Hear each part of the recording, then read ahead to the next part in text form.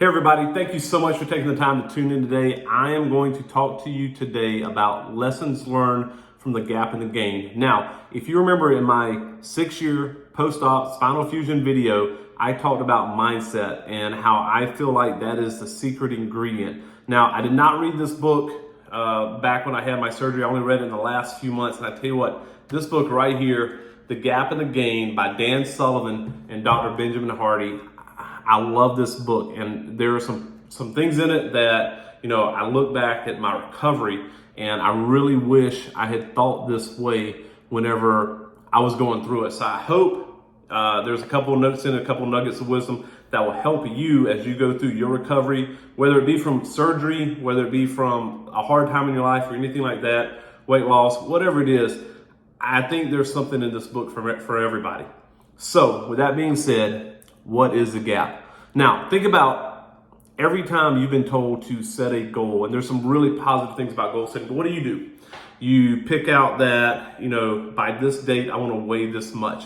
By this date, I want to have this much money saved in my savings account or invested. Or in the case, maybe after a spinal fusion or something like this or surgery, you're like, by this date, I want to run my first 5K.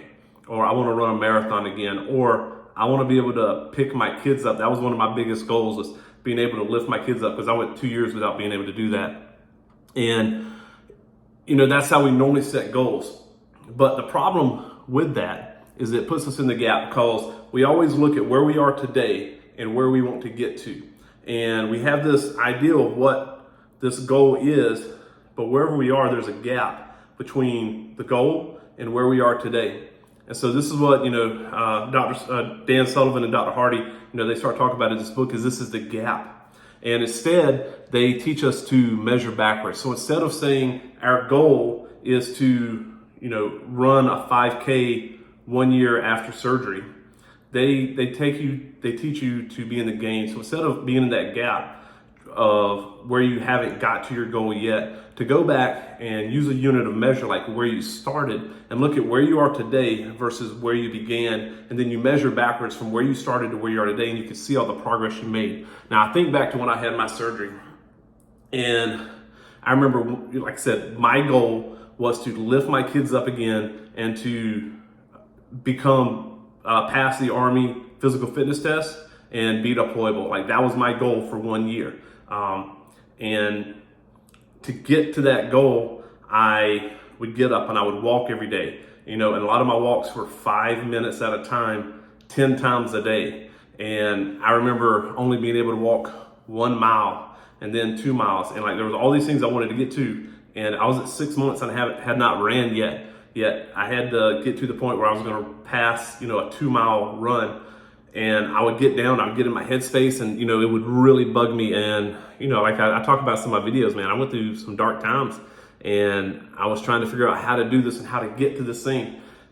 Instead, I could have looked back and be like, man, when I started, I needed really to learn how to walk again. And I needed help to walk from my bed in ICU to a bathroom. And then I needed help to walk around the hall.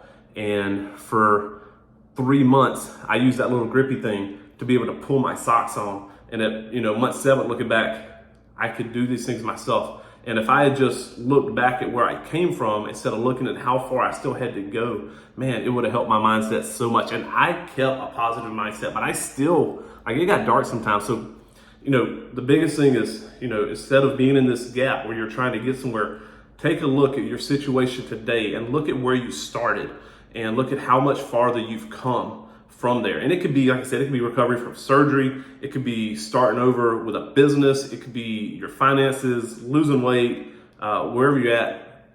But try to focus on being in that gain instead of that gap. Because one of the things about the gap is it's really hard to be happy when you're in the gap, because you're always pursuing something else. And you're never able to just be where you are or to enjoy all the progress that you've made, or at least it's hard to. Now, I'm not saying goal setting is bad, absolutely not. And neither are the authors of this book. They're not saying goal setting is bad, but they're saying to focus the way you measure it differently. Now, one other thing too, as far as the way that we measure.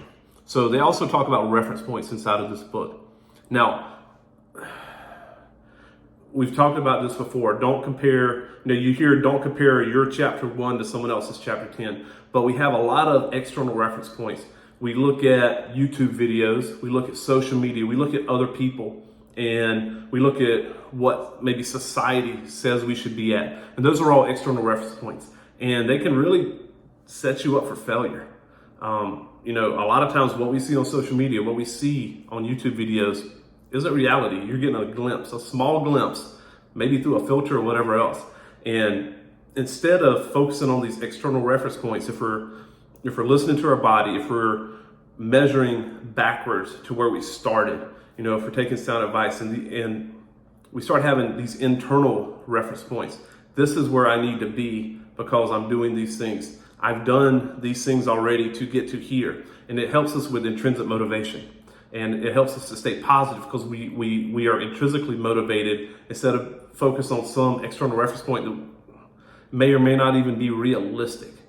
So, choose your reference points wisely. Choose where you're getting your reference points wisely so that we can, again, stay optimistic. We can keep a positive mindset so that we can get to success, whatever success is. And success for you might be different than me. Remember, I'm 6 years post-op, but I was 1 month post-op, 6 years ago. So I don't remember exactly what it's like, but I can remember that was hard. And I saw a lot of people complaining. I saw a few people doing good. And, I'm really glad to say there's a lot more people in here now that are putting positive stories.